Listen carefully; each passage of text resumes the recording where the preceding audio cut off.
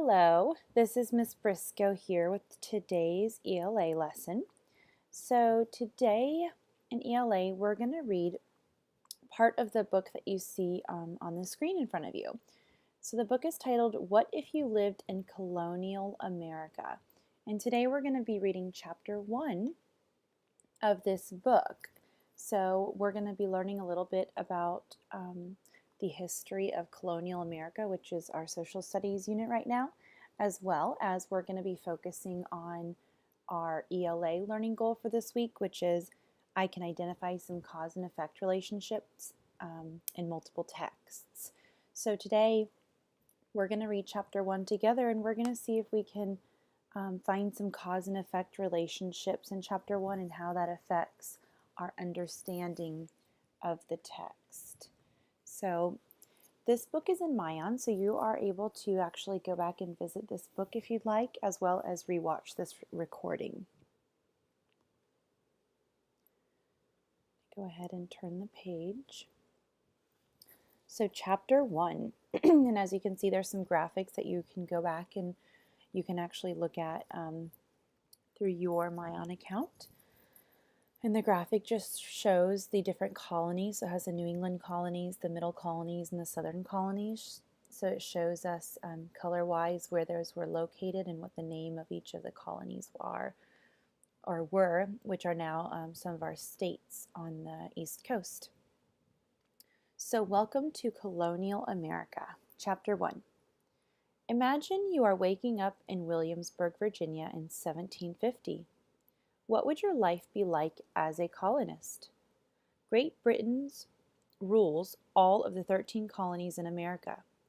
Colonists must follow Britain's laws, but they have no say in the British government. The first colonists came from England to America in 1607. Early colonists sailed across the sea to create new homes. Life was hard for them. There were no towns or cities. There were no roads, shops, or farms. Many early colonists starved or died of disease. By 1750, life in the colonies became easier. The population grew. Most people had plentiful gardens. Most towns had markets where people could buy goods and supplies. And then down at the bottom are some of the words that we saw in the text. It's like a little glossary. So as I'm looking at this first page, there were lots of cause and effect relationships that I could find. And by identifying those, it's going to help me better understand the text and the information it's trying to give me. So as I'm looking through, I'm looking at the third paragraph on this page, and it says, the first colonists came from England to America in 1607. Early colonists sailed across the seas to create new homes. Life was hard for them. So, life was hard for them is an effect. And so, as I'm thinking about it, why was life hard? What caused life to be hard? And so I can look back at the book and I can see after that it says, there were no towns or cities, there were no roads, shops, or farms, and many colonists starved and died of diseases. So there were multiple causes for life to be hard. And so when we're thinking about cause and effect relationships, you can think that there's sometimes lots of causes that create an effect, and sometimes a cause can create lots of effects. And so this is an example of there being lots of causes that create one effect. Another cause and effect relationship that I see is in the last paragraph. It talks about how life in the colonies became easier, which is an effect. So what caused life to become easier? And I can see that the population grew. They had plentiful gardens.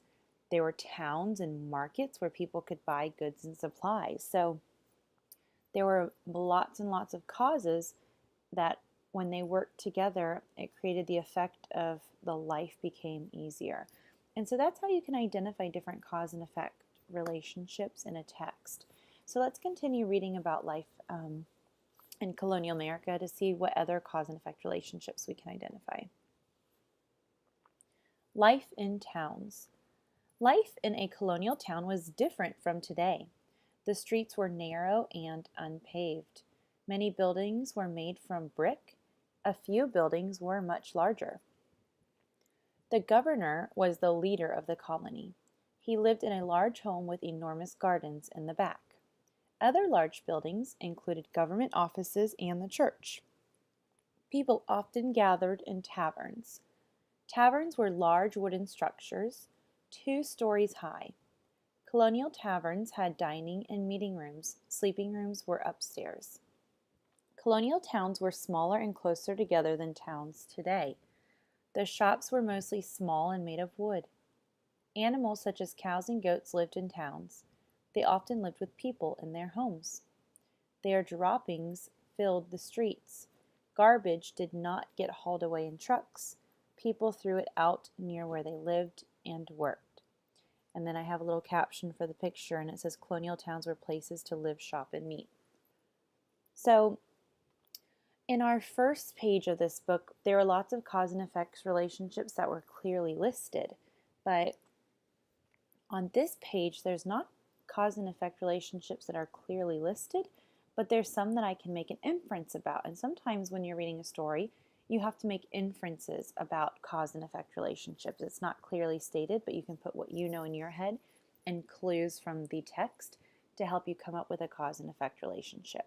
So looking here, I can look at that last paragraph, and it talks about the towns. And towards the end of the paragraph, it says they often lived with people in their homes, talking about the animals. Their droppings filled the streets. Garbage did not get hauled away in trucks, and people threw it out near where they lived and worked. So based on those, I can tell that the towns probably weren't the cleanest. There was probably lots of garbage or leftover food out in the streets, because there's animals that are leaving their droppings in the streets. People leave their garbage in the streets. They threw it out where they lived and worked. It didn't get hauled away in trucks. So I can infer that from all of those causes, the effect of, sometimes these colonies probably weren't the cleanest. So that's, an effect that I can take away, a cause and effect relationship from this page I can take away, and it kind of helps me to think about, the life in the colonial towns and what it was like back then. So let's turn the page and continue reading.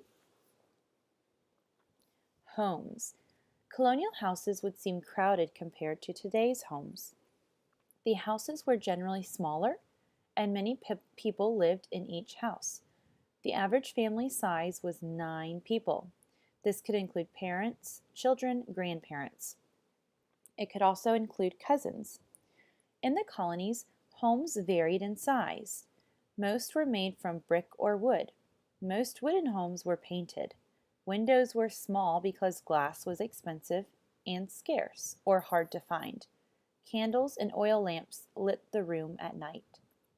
Rooms included a parlor, living room, a dining room, and a small kitchen with a pantry. Each house had a chimney for heat. The floors were made of wood that creaked when you walked on them. People hung cheerful printed papers on the walls. The wooden furniture was made in the colonies. The table was set with plates and cups made of china or pewter. People shared bedrooms. Mattresses were made from feathers. Clothes were stored in tall chests. Most furniture was made by hand from wood. Furniture copied different styles. The rooms had no water faucets. Instead, a pitcher and a bowl sat at the washstand. These were used to wash up. There were no indoor toilets. People used outhouses or chamber pots instead. A chamber pot fit under the bed. This served as a temporary toilet. People used them at night and emptied them in the morning. So this talked about what it was like living inside their homes and the different things that they had. And then again, there's the glossary down at the bottom. And so most of those words like scarce, parlor, pantry, those all I could use context clues to help them figure out. But pewter is something that is a new word that you might not necessarily know. So I'm going to go down to the glossary in pewter, where it says the table was set with plates and cups made with china or pewter. Pewter is a metal made from lead and tin. So that kind of helps me to understand what those plates and cups would look like. So always do that. It's always a good strategy when you're reading. If there's a word you don't know, try and see if you can figure it out. So on here, there's a cause and effect relationship. See if you can find one. So go ahead and pause the video and see if you can find a cause and effect relationship. So hopefully you were able to find a cause and effect relationship. There's lots on this page. One of the ones that's like a right there cause and effect, you don't necessarily have to infer, is talking about the windows. It says that the windows were small because glass was expensive and scarce or hard to find. And so that's a right there. You see the word because, and it kind of tells you the glasses were small, which is the effect, and the cause that they're so small is because glass was expensive. So that kind of, gives you a little idea of, they just made do with what they had. They didn't have electricity, so they used candles and lamps. They didn't have indoor plumbing, so they had to go to an outhouse. So there's this cause and effect relationships of how they lived really helps us to understand what life was like back then. Food in the colonies. Most of the colonists' food came from the land or sea. People grew corn, beans, squash, and other vegetables. Those who lived by the ocean ate fish and seafood. Others ate wild game such as rabbits and deer. Fresh, clean water was often hard to find. People drank water, milk, or beer. Women and girls cooked meals in a fireplace. They roasted meats or made stew in a big iron pot. They also baked bread, pies, and cakes. In some homes, the kitchen was a separate building. Other homes had a smokehouse. Most of the cooking was done in these places, especially in the hot summers. So that gives us a little bit about the types of food that they ate. And then I have a caption. It says colonial women cooked meals in large pots over fireplaces. And then how is food stored? So the beans were salted, pickled, and dried. Butter was covered in salt and soaked before use. Meat and fish were salted and dried, and milk was made into cheese. So as you can see, that's another important thing, is making sure you're reading those captions, because that's really going to give you more information about what life was like.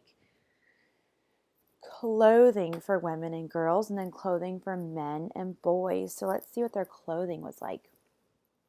Clothing for women and girls. People had fewer clothes in colonial times. Most people had one change of clothes. People with more money had 2 outfits of everyday clothes plus a set of good clothes. Women and girls wore linen shifts and stays. Shifts and stays, I'm not quite sure. Let me go ahead and see what that means, because I'm not quite sure if I knew what that is. Let me keep reading and see if there's any context clues that can help me figure that out. Women wore stays under their clothing. They wore dresses or skirts.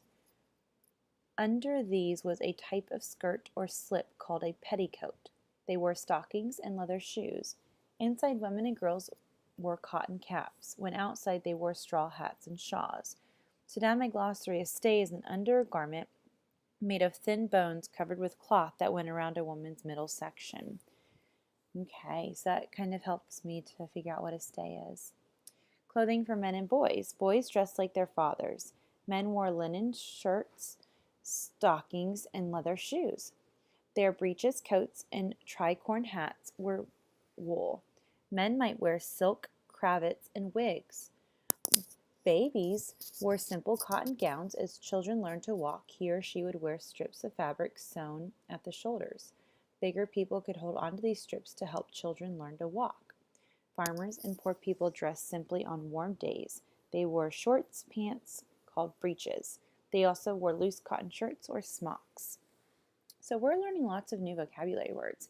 So see if you can find some cause and effect relationships here. So go ahead and pause, reread this page, and see if there's any cause and effect relationships that you can find. Okay, so hopefully you're able to find some. One of the main ones that would stick out would be, in the summertime, the types of clothes that they wore. So they dressed simply on warm days, and so I can infer that because it was hot outside, the cause of being hot, the effect is people wore simpler clothes. Same thing with the baby learning to walk. Because the baby was learning to walk, They put strips of fabric sewn on the shoulders so that the people could hold them up when they're learning. Lots of cause and effect relationships in the story. Health care. What would you do if you got sick in colonial America? Herbs helped sometimes. Every family grew herbs in their garden. Sometimes sick colonists turned to doctors, but doctors were little help. Many were untrained. People did not know about germs or viruses. Doctors made their own medicines. Medicines were made from plants, roots, and even cow poop. Doctors also used leeches, which are a type of worm, to help people. A colonial doctor looks for herbs and plants to make medicine. Painful surgery. What if someone needed surgery? Most operations were done at a person's home. People wouldn't be put to sleep during the treatment. Some people bit down on a lead ball, others simply fainted. So, as you can see, life was very different back then. They didn't have a lot of the things that we have today. So, being sick back then could mean a whole different thing than just being sick now. And so we're going to stop right there with chapter 1. So remember, you can go back and you can reread this to get more information. Look for those cause and effect relationships. And we're going to be reading chapter 2 later on this week. Have a great day, guys.